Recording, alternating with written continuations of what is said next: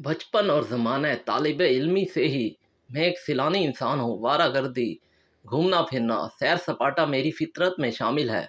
होता यूँ था कि गर्मी की छुट्टियाँ जैसे ही होती तो अगले ही रोज़ बैग कांधे पर लटकाए मैं किसी न किसी इलाके की सियाहत के लिए निकल पड़ता। सफ़र मुझे हमेशा ट्रेन का अच्छा लगता और ट्रेन का ही सफ़र करता। मेरी तालीम मुकम्मल हो चुकी थी और कई जगहों पर जॉब के लिए अप्लाई किया हुआ था। कुछ टेस्ट इंटरव्यू दे चुका था, मगर कहीं से सिलेक्शन की कॉल ना आ सकी थी। एक दिन मुझे एक महकमे की तरफ से टेस्ट और इंटरव्यू की कॉल मौसूल हुई। जिस शहर में टेस्ट इंटरव्यू होना था वो हमारे शहर से काफ़ी दूर था और 18-20 घंटे का सफ़र था। तहरीरी इम्तिहान की तारीख 20 थी, मगर मैंने 5 रोज़ पहले 15 तारीख को रखते सफ़र बांधा और अपने ज़रूरी सामान और तमाम कागजात, डिग्रियों वगैरह को एक बैग में डाला और ट्रेन में बैठ गया। ट्रेन अपनी पूरी रफ्तार से मंजिल की तरफ रवां दवां थी। सख्त गर्मी का मौसम था। ट्रेन सारी रात चलती रही। तकरीबन सुबह 4 बजे के करीब ट्रेन एक झटके के साथ रुक गई। ट्रेन के रुकते ही पंखे और लाइटें बंद हो गईं। थोड़ी देर बाद गर्मी की वजह से सोए हुए मुसाफिर बेदार होना शुरू हो गए और आपस में चह गोइयाँ शुरू हो गई कि ट्रेन क्यों रुक गई। आहिस्ता आहिस्ता कुछ मुसाफिर ट्रेन से नीचे उतरने लगे तो उनके साथ मैं भी नीचे उतर गया। ट्रेन आबादी से हटकर एक खुले मैदान में खड़ी थी। दूर दूर तक आबादी नहीं थी, खेत थे, दरख्तों की कतारें और दाएं तरफ थोड़ा सा आगे एक घना जंगल था। ट्रेन के रुकने की वजह ये मालूम हुई कि इंजन के इलेक्ट्रिकल निज़ाम में कोई फ़नी खराबी पैदा हो गई है, जिसकी वजह से ट्रेन का इंजन, लाइनें और तमाम पंखे एसी बंद हो गए हैं और अगले स्टेशन से कोई इंजन आएगा तब वो ट्रेन को लेकर आगे जाएगा और नए इंजन के आने में कम से कम 1.5 से 2 घंटे लगेंगे। अब इत्तेफाक से मुझे भूख भी लग रही थी और सिगरेट की भी शदीद तलब थी। क्योंकि सिगरेट भी ख़त्म हो चुके थे तो मैंने सोचा कि दूसरा इंजन आने की तक इर्द गिर्द कोई आबादी तलाश करता हूँ जहाँ से कुछ खाने को और सिगरेट मिल जाए। चुनांचे मैं अकेला एक जानिब पैदल चल पड़ा। तकरीबन आधा घंटा चलता रहा, मगर दाएं बाएं, आगे पीछे और दूर तक कोई आबादी के आसार ना थे। पैदो शहर नमूदार होना शुरू हो गया था। फिर मैं रेलवे लाइन के साथ ही वापस चल पड़ा। अभी थोड़ी ही आगे आया था कि मैं एकदम ठटक कर रुक गया। देखा कि रेलवे लाइन के ऊपर एक इंतहाई खूबसूरत और जवान लड़की की लाश 2 टुकड़े पड़ी है। यूं लग रहा था जैसे अभी अभी इसके ऊपर से ट्रेन गुजरी है। इसके कटे हुए जिस्म से ताज़ा खून रस रहा था और उसके मुर्दा चेहरे पर तकलीफ और शदीद कर्ब के आसार नुमाया थे। मैं चंद मिनट गौर से लाश के पास खड़ा देखता रहा, फिर बाद में वहां से दौड़ लगा दी कि कहीं किसी मुसीबत में ना फंस जाऊं। मैं तेज तेज दौड़ता रहा, पसीने से शराबूर। जिस जगह ट्रेन खड़ी हुई थी वहां पहुंचा तो ट्रेन नहीं थी। ट्रेन यकीनन अगले स्टेशन पर जा चुकी थी। मेरा बैग भी गाड़ी में ही रह गया था। एक तो मैं इस लड़की की लाश देखकर बदहवास हो गया था, दूसरा ट्रेन जा चुकी थी और तीसरा ये कि मेरा बैग भी गाड़ी के साथ चला गया था। अब पता नहीं वो मुझे मिलता भी या नहीं। चौथा ये कि भूख और गर्मी से नढाल। चुनांचे मैं बोझल कदमों से रेलवे लाइन पर आगे की तरफ चलता रहा। कोई 2 घंटे मुसलसल चलने के बाद बाल आखिर एक रेलवे स्टेशन के आसार नजर आए। प्लेटफॉर्म पर पहुंचकर सबसे पहले मैंने कूलर से पानी पिया और फिर कैंटीन, खाने पीने वाले स्टॉल, ठेले की तलाश में इधर उधर देखने लगा तो अचानक मुझे हैरत का शदीद झटका लगा। मैंने देखा कि प्लेटफॉर्म पर बने एक बेंच पर वही लड़की बैठी थी जिसकी लाश 2 टुकड़ों में कटी रेलवे लाइन पर देख कर आया था। अब वही जिंदा हालत में बेंच पर बैठी थी। मुझ पर खौफ से हल्की सी कपकपी तारी हो गई और मैं हैरत से सोचों में गुम था कि एक पैसेंजर ट्रेन आकर रुकी और वो लड़की जल्दी से उठकर मेरे पास आई और कहने लगी, जल्दी से उठकर ट्रेन में सवार हो जाओ, ये सिर्फ 15 से 20 मिनट यहाँ रुकती है। तुम्हारी जो ट्रेन छूट गई थी वो अगले स्टेशन पर खड़ी है। मैं जैसे ही ट्रेन में सवार हुआ गाड़ी चल पड़ी और मैं निढाल होकर एक खाली सीट पर बैठ गया। 20 मिनट के बाद वो ट्रेन अगले स्टेशन पर पहुंची तो मैं नीचे उतर गया और देखा वो ट्रेन जो मुझसे छूट गई थी दूसरे प्लेटफार्म पर रवानगी के लिए तैयार थी। मैं दौड़कर रेलवे क्रॉसिंग पुल के जरिए दूसरे प्लेटफार्म पर पहुंचा तो वो ट्रेन चल पड़ी और मैं भागकर बमुश्किल उसके आखिरी डब्बे में सवार होने में कामयाब हो गया। भूख और थकन से बेहाल था तो एक खाली बर्थ पर लेट गया और थोड़ी देर बाद गहरी नींद सो गया। तकरीबन 2 घंटे के बाद अचानक मेरी आंख खुली तो पता चला ये तो वही रेलवे स्टेशन है जहां मुझे आना था। ये वही शहर है जहां मेरा जॉब के लिए इंटरव्यू था। मैं हड़बड़ा कर उठा और बर्थ से उतर कर नीचे आया तो गाड़ी 20 मिनट के स्टॉप के बाद चलने लगी اور میں جلدی سے گاڑی سے جیسے ہی اترا ٹرین چل پڑی اور دیکھتے ہی دیکھتے میری آنکھوں سے اوجھل ہو گئی۔ میں سخت پریشانی کے عالم میں پلیٹ فارم پہ کھڑا تھا کیونکہ میرا بیگ تو گاڑی میں ہی چلا گیا تھا۔ میرے بیگ میں کپڑے، ضروری سامان، میری تمام علمی اسناد اور ٹیسٹ انٹرویو لیٹر اسی میں تھے۔ میں آہستہ آہستہ آگے بڑھنے لگا تو مجھے ایک بار پھر حیرت کا شدید جھٹکا لگا۔ دیکھا تو سامنے بینچ پر وہی لڑکی بیٹھی تھی اور میرا بیگ اس کے پاس تھا۔ وہ اشارے سے مجھے اپنے پاس بلا رہی تھی جبکہ مجھ پر خوف کی ایک کیفیت طاری تھی اور میں یک تک حیرانی سے اسے دیکھے جا رہا تھا۔ جب اس نے مجھے دوبارہ اشارے کے ساتھ میرا نام لے کر پکارا تو میں مزید حیران رہ گیا اور پھر دل بڑا کر کے اس کے پاس چلا گیا۔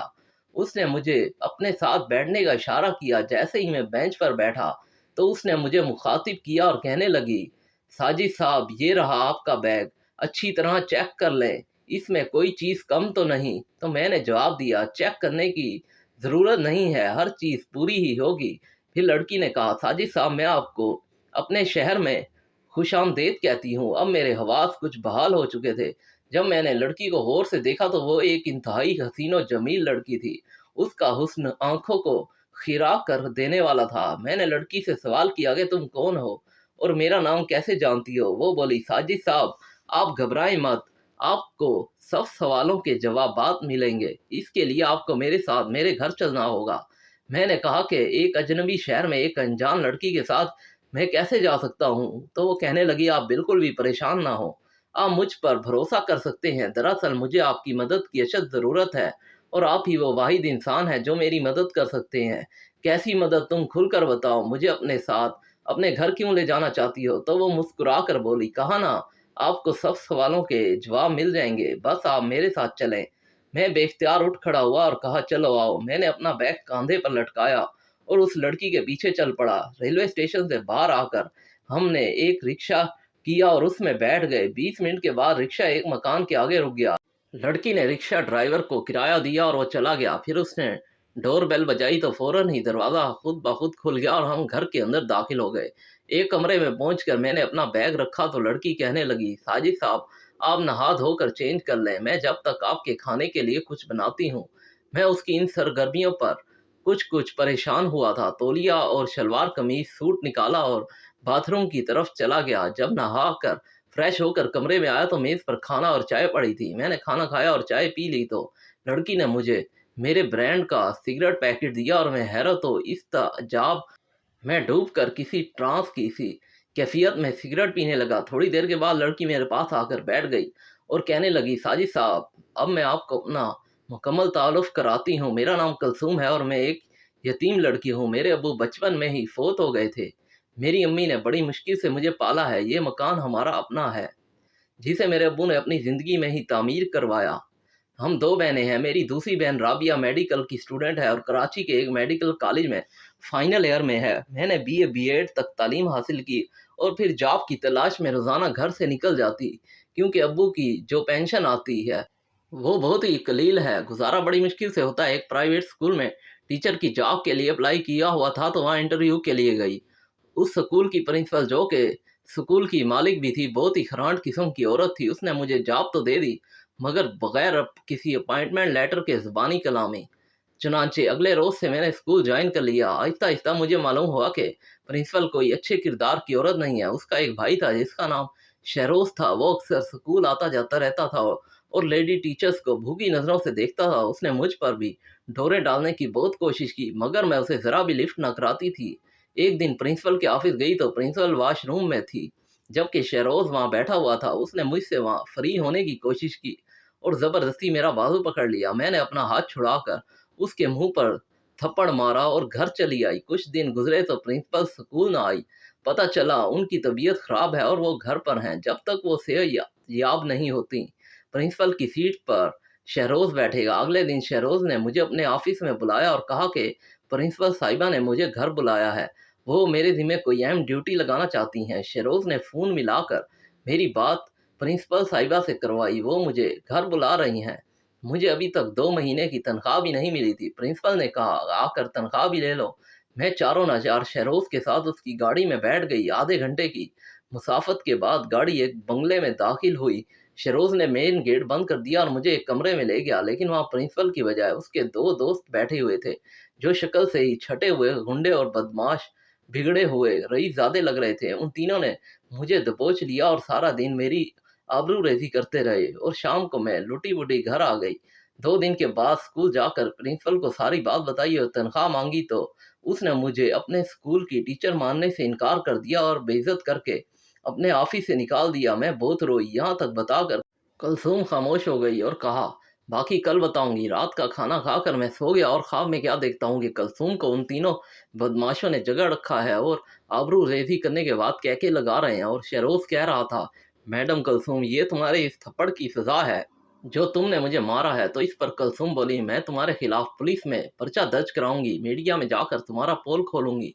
तो शहरोज बोला, जिंदा रहोगी तो फिर ही कुछ करोगी ना। फिर वो तीनों मिलकर कुलसूम को क्लोरोफॉर्म सुंघाकर बेहोश कर देते हैं और उसको गाड़ी में डालकर रेलवे लाइन पर फेंक देते हैं। सारी रात ये ख्वाब मैं बार बार देखता रहा। सुबह जब बेदार हुआ तो घर में सिर्फ कुलसूम की अम्मी थी। जब मैंने कुलसूम का पूछा तो वो कहने लगी, बेटा, कुलसूम को मरे हुए 6 माह हो गए हैं। मैं हैरान परेशान रह गया और कहा, आंटी, मैं कल कुलसूम के साथ ही तो आया था। मगर वो कहने लगी, नहीं बेटा, तुम अकेले आए थे, ये कैसी बातें कर रहे हो तुम। कुलसूम की अम्मी का नाम शमशाद बेगम था। मैंने आंटी शमशाद से कुलसूम की मौत का पूछा तो उन्होंने मुझे सब कुछ वही बताया जो कुलसूम मुझे बता चुकी थी और ख्वाब में जो कुछ मैं देख चुका था। शमशाद आंटी ने बताया कि कुलसूम की लाश 2 टुकड़ों में घर लाई गई। पुलिस ने पोस्टमार्टम करवाया, रिपोर्ट दर्ज करवाई गई तो कुलसूम की मौत को खुदकुशी का केस करार देकर केस खत्म कर दिया गया। अगली रात कुलसूम मेरे ख्वाब में आई और मुझे इससे कहने लगी, साजिद साहब, मैंने खुदकुशी नहीं की थी, मुझे इन तीनों दरिंदों ने मिलकर कत्ल किया है, तो प्लीज़ आप मेरे कातिलों को सजा दिलवाएं। वो तीनों दरिंदे दंदनाते फिर रहे हैं और कई और लड़कियों की इज्जतों को भी दागदार कर चुके हैं। अगली रोज़ मैं कुलसूम के केस की जानकारी के लिए मुतलका थाने गया तो देखकर हैरान हो गया कि मेरा एक college fellow Danish Arbab ASP के यूनिफॉर्म में थाने के रिकॉर्ड वगैरह चेक कर रहा था। वो भी मुझे देखकर हैरान रह गया। साजिद, तुम खैरियत तो है ना? मैंने उसे अपने टेस्ट इंटरव्यू का बताया तो इस पर वो बोला, ठीक है, मगर तुम पुलिस स्टेशन किस सिलसिले में आए हो? तो मैंने कहा, अलहदगी में बताऊंगा। थोड़ी देर बाद दानिश मुझे अकेले कमरे में ले गया। फिर मैंने उसे शुरू से लेकर आखिरी तक सारी बात बताई। वो मेरी बात सुनकर शशदर रह गया। उसने मुझे बताया कि तालीम मुकम्मल करने के बाद उसने सीएसएस का इम्तिहान पास करके बतौर एएसपी पुलिस को ज्वाइन किया है और ट्रेनिंग के बाद 1 माह पहले उसकी शहर में ड्यूटी ज्वाइन की है। दानिश अरबाब के साथ कॉलेज में मेरी अच्छी दोस्ती थी। मेरी दरख्वास्त पर दानिश ने कुलसूम केस की फाइल निकलवाई, जिसमें रूटीन की कार्रवाई करके कुलसूम की मौत को खुदकुशी करार देकर फाइल बंद कर दी गई थी। दानिश मेरे हमरा आंटी शमशाद से मिला। उनकी ज़बानी पूरी तफसील सुनने के बाद उनकी तरफ से एक दरख्वास्त लिखवा कर केस की दोबारा तफ्तीश शुरू कर दी। जिस डॉक्टर ने पोस्टमार्टम रिपोर्ट लिखी थी उसे मिला तो डॉक्टर ने बताया कि कुलसूम को क्लोरोफॉर्म सुंघाया गया था।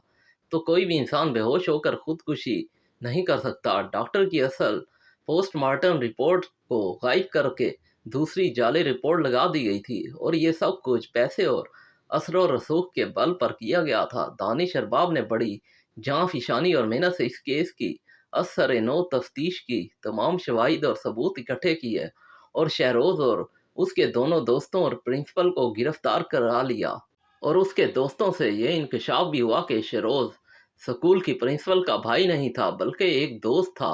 प्रिंसिपल एक तलाक याफ्ता औरत थी और शहरोज भाई के रूप में उसको तस्कीन पहुंचाता था। कुलसूम के कत्ल में और आबरू रेजी में प्रिंसिपल बराबर की शरीक थी। स्कूल के दीगर अमले के बयानात लिए गए और पुलिस के रवायती हरबे के नतीजे में चारों मुजरिमों ने अपने अपने जुर्म का इतराफ़ किया और फिर ये केस अदालत में पेश कर दिया गया। डॉक्टर जिसने पोस्टमार्टम किया था उसके बयान, दीगर गवाहों के बयानात और मुजरिमों के इकरार जुर्म के बाद उन चारों को 25-25 साल कैद बामुशक्कत की सज़ा सुना दी गई। दानिश अरबाब की पहली कामयाबी, साफ और शफाफ तफ्तीश को पुलिस के आला हुकाम ने खूब सराहा और उसे इनाम और तारीफ़ी असनाद दी गईं। तो इस तरह शफाक मुजरिमान अपने कैफरे किरदार को पहुँचे। इस कार्रवाई के दौरान मैं इसी शहर में दानिश अरबाब का मेहमान रहा। जॉब के लिए टेस्ट इंटरव्यू में कामयाब रहा और मुझे एक बेहतरीन जॉब इसी शहर में मिल गई। दुनिया में मेरा भी कोई नहीं था। वालदैन का इंतकाल ज़माने तालिब इल्मी में हो गया था। मेरा कोई बहन भाई नहीं है। अपने वालदैन का इकलौता बेटा था। जब कलसूम के कातलों को सज़ा हुई तो आंटी शमशाद की आंखों में आंसू थे। वो मेरा बार बार शुक्रिया अदा करती थी कि मेरी वजह से कलसूम के कातिल अपने इंजाम को पहुंचे। उसी रात कलसूम मेरे ख्वाब में आई और मेरा शुक्रिया अदा किया कि उसके कातिलों को सज़ा दिलवाई। अब उसकी रूह को सुकून मिल गया और वो बहुत खुश है। और इसी असना में कलसूम की छोटी बहन राबिया का MBBS मुकम्मल हो गया और वो कराची अपने शहर लौट आई। राबिया हूबहू कलसूम की हमशक्ल थी। वही बोलने का, हंसने का वही अंदाज कलसूम वाला। आंटी शमशाद ने जब राबिया को तफसील से बताया कि मेरी वजह से ही कलसूम के कातिल पकड़े गए हैं तो वो बहुत ममनून हुई। मेरे वालिद साहब की कुछ ज़मीनें थीं जो कि ठेके पर दी थीं। अब चूंकि मुझे एक बहुत अच्छी सरकारी नौकरी मिल गई थी तो मैंने अपने शहर वापस जाकर वो ज़मीनें और आबाई घर को फ़रोख्त कर दिया, जिससे मुझे अच्छी खासी रकम मिली जो कि करोड़ों में थी। मेरी सरकारी ड्यूटी जारी थी। मैं अक्सर आंटी शमशाद के घर के चक्कर लगाता रहता था। एक दिन मेरे ख्वाब में कुलसूम आई और कहने लगी, साजिद तुम राबिया को अपनी शरीक हयात बना लो और प्लीज़ मेरी ये ख्वाहिश पूरी कर दो। राबिया मुझे बहुत अच्छी लगती थी। एक दिन बातों बातों में आंटी शमशाद ने मुझे अपना बेटा बनाने की बात कर दी तो इस तरह कुछ अरसे बाद मेरा निकाह राबिया से हो गया। जिस स्कूल में 2 माह कुलसूम ने टीचर की जॉब की थी, प्रिंसिपल की गिरफ्तारी के बाद वो स्कूल बंद हो गया था। वो किराए की एक बिल्डिंग थी जिसमें स्कूल बनाया गया था। मैंने भाग दौड़ करके वो इमारत खरीद ली और उसे गिरा कर एक माहिर आर्किटेक्ट से नक्शा बनवा कर वहाँ एक अस्पताल की तामीर शुरू करवा दी। 2 साल के अरसे के अंदर एक बेहतरीन और शानदार अस्पताल तामीर हो गया। इस अस्पताल का नाम कलसूम मेमोरियल अस्पताल रखा है, जिसकी इंचार्ज मेरी बीवी लेडी डॉक्टर राबिया है। जहाँ कलसूम, उसके अब्बू और मेरे वालदैन के इसाले सवाब के लिए गरीबों और हक मरीजों का मुफ्त इलाज किया जाता है। दानिश अरबाज से दोस्ती और गहरी हो गई। वो अपनी काबिलियत और सलाहियतों के बलबूते पर आला ओहदे पर पहुंच चुका है। जिंदगी के तमाम मामलात बखूबी चल रहे हैं। कई साल बीत गए मगर आज तक इस गुत्थी को सुलझा नहीं सका और ना इस पुरस्रार हालात व वाक़यात को समझ सका हूँ कि कलसूम की लाश को 2 टुकड़ों में देखना, फिर उसका जिंदा हालत में मेरे बैग समेत मुझे अपने घर ले जाना और अपनी जुबानी अपने साथ होने वाले वाक़यात सुनाना और ख्वाब में सब कुछ देखना और उसके कातिलों का सजा पाना, ये सब क्या माजरा था।